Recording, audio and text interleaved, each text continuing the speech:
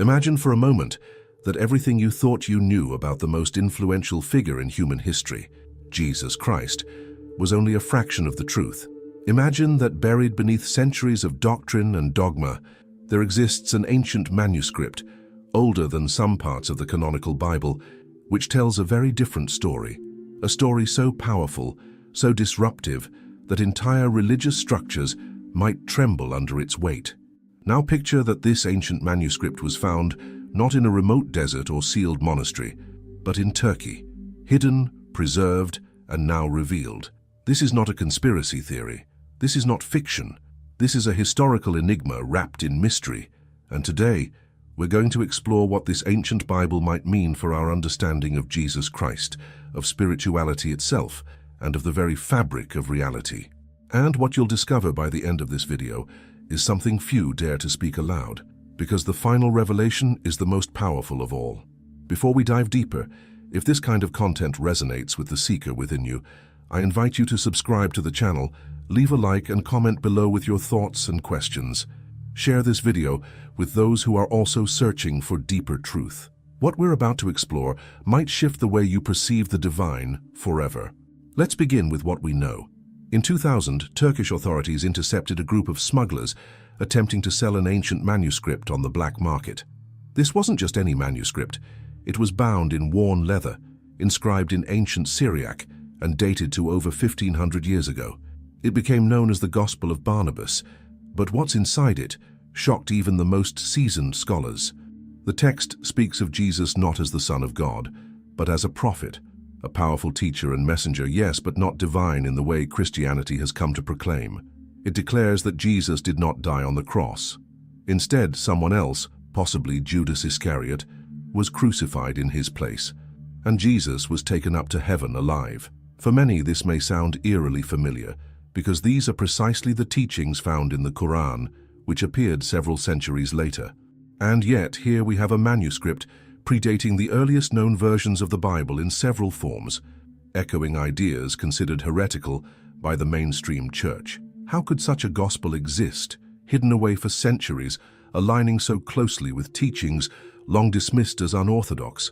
And who exactly was Barnabas? He was a companion of the Apostle Paul, mentioned multiple times in the Acts of the Apostles. But while Paul went on to shape the theological core of early Christianity, emphasizing Jesus as the divine Son of God, it's said that Barnabas disagreed.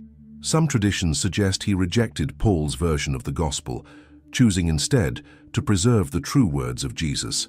Could it be that Barnabas wrote his own account, an account that was later suppressed, destroyed, or hidden by early church leaders? This ancient Bible, now housed in the Ethnography Museum of Ankara, has inscriptions in gold lettering and carries unmistakable energy. Scholars and theologians who've seen it describe a sense of reverence and awe, even if its contents challenge everything they've taught. What secret could be so threatening that entire religious institutions would want it buried? We must remember that the process of selecting the books of the Bible was not purely divine, it was political too. The Council of Nicaea in the 4th century, under Emperor Constantine, played a pivotal role in shaping what became the New Testament. Many texts were excluded, some deemed apocryphal, others heretical. But what if those excluded texts held the real teachings of Jesus, untainted by empire, untouched by agenda? Let me ask you, if a truth has been hidden for centuries, suppressed by power, and buried beneath fear, does that make it any less true? Throughout history, religious institutions have held great influence over knowledge, not always with pure intent. The Gnostic Gospels, for example, discovered in Nag Hammadi in 1945, offered radically different insights into Jesus' teachings, speaking of inner enlightenment, divine union, and a hidden knowledge that transcends organized religion. Much like the Gospel of Barnabas, they were cast out, branded heretical, and lost to the sands of time until fate decided otherwise. Why does this matter? Because if Jesus did not die on the cross, as this manuscript suggests, then the foundation of Christianity, built on resurrection and redemption through sacrifice, must be reconsidered, and not in a way that diminishes Jesus, but perhaps one that elevates him. Could it be that his mission was not to die for humanity's sins, but to awaken humanity to its own divine nature? What would change in your life if you truly believe that the divine spark isn't something external to worship, but something internal to awaken? This question strikes at the heart of all esoteric traditions, from Hermeticism to Kabbalah, from Sufism to early Gnosticism. They all point toward a sacred truth long hidden from plain sight, that the kingdom of heaven is within. That Jesus did not come to start a religion, but to reveal a path, a way of being, of seeing, of awakening. Could this ancient Bible then be part of a greater puzzle, a missing piece in a long-forgotten spiritual map meant for those who seek beyond dogma? Stay with me, because what we're uncovering is only the beginning. In the next part, we'll dive even deeper into what the Gospel of Barnabas actually says, its visions of truth, its warnings for humanity, and its potential to transform how we understand not only Jesus, but ourselves. And remember, the final revelation at the end of this journey will challenge everything you thought you knew, and it might just be the key to unlocking your own inner light. As we venture further into the pages of this ancient manuscript, the words of the Gospel of Barnabas unfold like a key unlocking doors long sealed shut. What we find is not just a reinterpretation of known stories, but an entirely different spiritual framework, one that invites the reader to question the very foundation of religious dogma and embrace a more mystical, inward journey toward truth. According to this gospel, Jesus explicitly foretells the coming of the Prophet Muhammad by name, centuries before his birth. This detail has stunned scholars and enraged others, as it raises profound theological questions. How could a Christian text reference a prophet central to Islam? Some dismiss it outright as forgery. Others, however, recognize that such a claim, if authentic, could point to a shared spiritual lineage between the Abrahamic faiths, one obscured by centuries of division and rivalry. But more important than prophecy is the central theme running through this gospel, that salvation does not come from sacrifice, but from alignment with divine truth. In it, Jesus teaches about the illusion of the material world, the deception of worldly power, and the urgency of spiritual awakening. He speaks of the soul as eternal, bound not by sin but by ignorance. The way to liberation, according to this gospel, is not through rituals or fear, but through the direct experience of the divine within. This idea is echoed in the wisdom of the mystics across time. Meister Eckhart, a 13th century Christian mystic, once said, "The eye through which I see God is the same eye through which God sees me." The Gospel of Barnabas seems to affirm this non-dual vision, that the divine is not a distant being, but an indwelling presence, closer to us than our own breath. As we read deeper, we find passages where Jesus rebukes the priests and Pharisees not only for hypocrisy, but for turning spiritual truth into religious control. He warns that future generations will be led astray by those who claim to speak in his name, but do not follow his path. In this version, Jesus speaks with urgency and compassion, urging his followers to seek wisdom through contemplation and purity of heart, not blind obedience. What's terrifying about this message is not that it contradicts orthodoxy, it's that it exposes how deeply humanity has strayed from the original teachings. If Jesus was, as this text claims, a prophet among prophets, then the elevation of his story into divine mythology may have distorted the very message he came to deliver. It's not about reducing Jesus, but restoring him to his role as a guide, a revealer of truth, a mirror in which we can see the divine potential within ourselves. One might ask, why would such a gospel be hidden? Why would it not be included in the canon? To answer that, we must look at history with clear eyes. By the 4th century, Christianity had transformed from a persecuted spiritual movement into a state religion. Under Emperor Constantine and the Council of Nicaea, theological unity became essential, not to preserve truth, but to consolidate imperial power. Any gospel that contradicted the rising narrative of divine sacrifice and resurrection was dangerous. The Gospel of Barnabas, with its radical reinterpretation of Jesus, would have been seen as a threat to that emerging order. This isn't just speculation. In his book Misquoting Jesus, New Testament scholar Bart D. Ehrman reveals how early scribes altered texts, removed passages, and reshaped doctrines to fit an evolving orthodoxy. And in Lost Christianities, he documents entire communities of early Christians who followed alternative gospels, now forgotten or deliberately destroyed. We must ask ourselves, What have we lost in this historical pruning of spiritual truth? The Gospel of Barnabas challenges the duality of heaven and hell as reward and punishment systems. Instead, it speaks of the soul's journey as a return to divine unity through knowledge, compassion, and surrender. This aligns strikingly with the teachings of the Hermetic tradition, which speaks of the soul as a spark of the divine, seeking to remember its origin. The Hermetic axiom, "as above, so below," reflects the very essence of this ancient gospel, emphasizing that the divine order is mirrored within the human being. The sacred is not somewhere out there, waiting to judge us. It is within, waiting to be awakened. Consider this.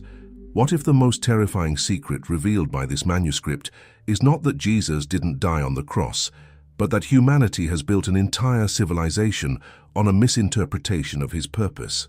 And yet with this fear comes an invitation to return, not to religious literalism, but to spiritual essence, not to blind belief, but to inner awakening. The message is not to discard Jesus, but to rediscover him, not as an unreachable figure placed on a pedestal, but as a living teacher whose words still echo for those who listen with the soul. Could it be that the real power of Jesus' message lies not in his death, but in his life, in the wisdom he embodied, the compassion he lived, the truth he dared to speak? Let's reflect for a moment. If Jesus came not to start a religion, but to awaken the divine within, then what would that mean for your life? How would you live differently if you believed that you too carry the seed of the sacred, that your suffering, your questions, your longing for something greater are not signs of weakness but the very doorway to enlightenment? This is the call of the Gospel of Barnabas, and this is why it may have been buried, hidden, silenced, because it puts the power back into your hands, not the power to rule others, but the power to awaken to your true nature. In the next part of our journey, we will examine more of the specific teachings contained within this gospel. We will look at how they challenge modern Christianity and how they resonate with spiritual traditions from ancient Egypt, Persia, and even India. And we will explore the implications of these teachings for our world today. But most of all, we will come closer to the final, most powerful revelation, one that connects ancient wisdom with the deepest truths of your own soul. Let us now turn our gaze toward the teachings themselves, those preserved within this ancient manuscript, and those echoed across distant cultures and forgotten lineages. What is it about these hidden words that so deeply threatens the established narrative? What truths lie dormant, waiting to be reawakened in the hearts of those who dare to look beyond the veil? One of the most startling elements within the Gospel of Barnabas is its radical redefinition of divinity. In stark contrast to the canonical Gospels, where Jesus is presented as the incarnate Son of God, the Barnabas text presents him as a humble servant of the Creator, radiant in wisdom, but adamant in his denial of divinity. Again and again, he is portrayed as a prophet, not a god, and warns his followers against worshipping him. This echoes with striking similarity the teachings of Eastern sages who urge their disciples not to worship them, but to realize the divine within. The Buddha himself, nearing his death, told his followers, "Be a lamp unto yourselves." The Gospel of Barnabas likewise speaks not of salvation through faith in a Savior, but through purification of heart, the pursuit of truth, and the surrender to the one eternal God. We see in this a return to an ancient spiritual principle that the divine is not monopolized by institutions or intermediaries. That truth is not a doctrine, but a direct experience. That God, or the source or the infinite, is beyond name, form, or creed. According to the text, Jesus predicts that after him will come a time of great deception, that his words will be twisted, his image idolized, and his message commercialized. He warns that humanity will create idols in his name, building temples of stone while neglecting the temple of the heart. And in this warning, we feel the weight of our own time, a world filled with churches, yet plagued by spiritual emptiness. He says, "Many shall come in my name, saying, 'I am the Christ,' and shall deceive many." Not only those who falsely claim to be messiahs, but those who use his name to control, dominate, and divide. And perhaps this is the most unsettling truth of all, that what is called Christianity today may be very different from what Jesus actually lived and taught. Think about that. If Jesus were to walk the earth today, would he recognize the religion that bears his name? Would he walk into a cathedral and feel at home? Or would he go to the poor, the outcast, the seekers of truth, and whisper to them the same words he spoke centuries ago? That the kingdom of God is not found in buildings or rituals, but within. Now let us look beyond the text and into the symbolic patterns that run across ancient wisdom traditions. In the Hermetic writings, attributed to Hermes Trismegistus, we find teachings about the illusion of the material world, the immortality of the soul, and the path of return to the divine source. These writings, predating much of Western theology, speak of a spiritual rebirth that mirrors what Jesus says in both canonical and hidden Gospels. Unless one is born again, he cannot see the kingdom of God. This rebirth is not a physical event, but a transformation of consciousness. The soul, lost in illusion, begins to awaken to its divine origin. The veil is lifted, the ego dissolves, and what remains is a being illuminated from within. The Gospel of Barnabas teaches this path in a way that mirrors the mystical traditions of the East.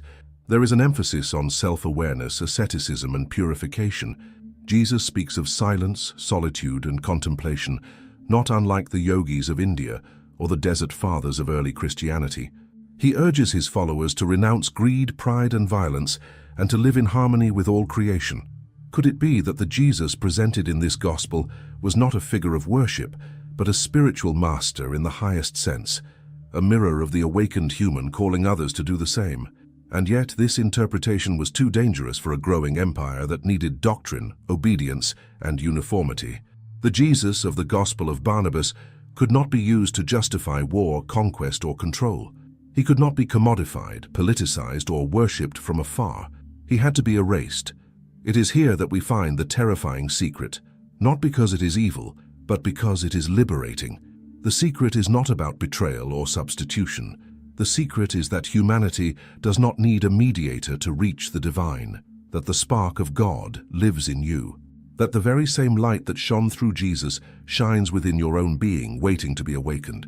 But that kind of power is dangerous to those who profit from control, and so it was hidden, disguised, and demonized. The Gnostics called it gnosis, the Hermetics called it the one mind, the Sufis called it divine union, and Jesus, as portrayed in this ancient gospel, simply called it truth. Let us now pause to reflect. What if the story of Jesus was not meant to end in death and resurrection, but to begin in awakening? What if the cross is not a symbol of sacrifice, but of transformation, the dying of illusion and the rising of truth? What if the second coming is not a future event, but an inner realization happening now in every soul that chooses to awaken? In our modern world, where people are more disconnected than ever, this message is not only relevant, it is urgent.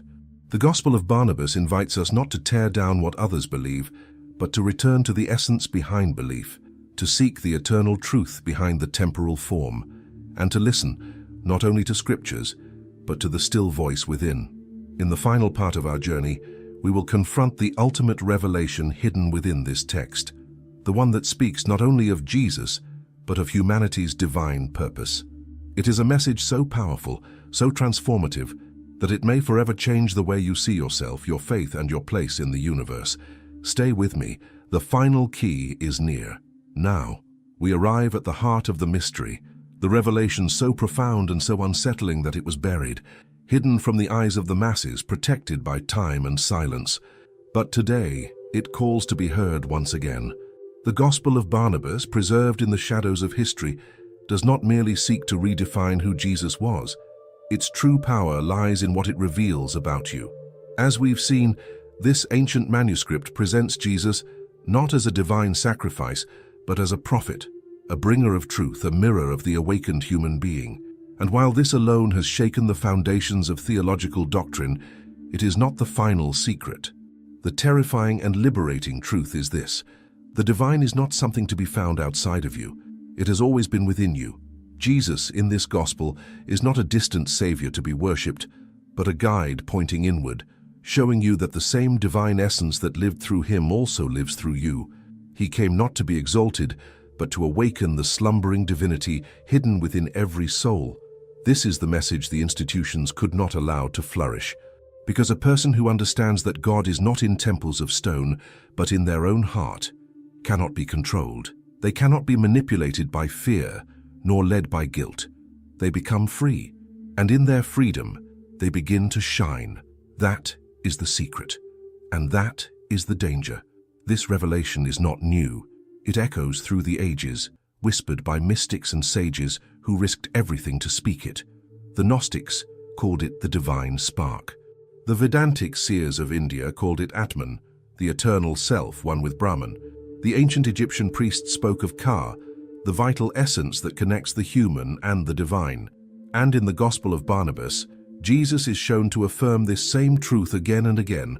The kingdom of heaven is within you, not in churches, not in rituals, not even in texts, but within the silent sanctuary of your own soul.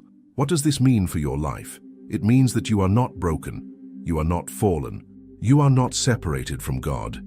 You have forgotten, but you can remember.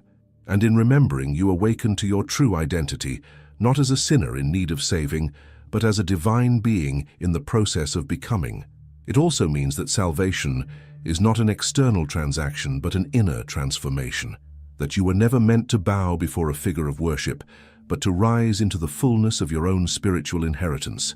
This changes everything. And yet it is terrifying for those who have built their power on control, because the awakened individual becomes sovereign, not in arrogance, but in sacred responsibility. They become light in a world shrouded in illusion, and light cannot be controlled. This is why the Gospel of Barnabas had to be buried. This is why those who walked the mystical path were branded heretics, witches, rebels, because they carried the fire of remembrance. The flame that threatens to burn away centuries of distortion. And now this flame has come to you. But this is not just a call to knowledge, it is a call to action. Ask yourself, if you are divine in essence, if the soul within you is eternal, what are you doing with this sacred gift of life? Are you still waiting for someone else to save you? Or are you ready to walk the path of awakening? Are you still seeking truth in the words of others? Or are you ready to become the seeker who listens to the voice within? The most powerful truth is not found in ancient books. It is found in the quiet stillness of your own awareness. This is where Jesus taught from. This is where all true masters point. And this is where your journey begins. The ancient Bible found in Turkey, the Gospel of Barnabas, is not just a manuscript. It is a mirror. And what it reflects is the forgotten truth of who you are. And perhaps that is the real secret, the terrifying secret, that Jesus Christ did not come to start a religion. He came to awaken gods, not in heaven, but here, now, in you. So what will you do with this truth? Will you ignore it, as many do, unwilling to let go of comfortable illusions? Or will you allow it to burn away what is false so that what is true can rise? The choice has always been yours. And now, you cannot unhear what has been revealed. If this message has stirred something in you, if it has opened your eyes or touched your heart, I invite you to share this video with others who are seeking. Leave a comment below with your thoughts, your questions, your awakening. This is how the truth spreads, not through force, but through resonance. And if you haven't already, subscribe to the channel for more content like this, because this is just the beginning. We are standing on the edge of a new spiritual dawn, and those who remember, who choose to awaken, are being called not to follow, but to rise. You are not alone. You were never alone. You are divine, and the light is within you. Always. Thanks for looking.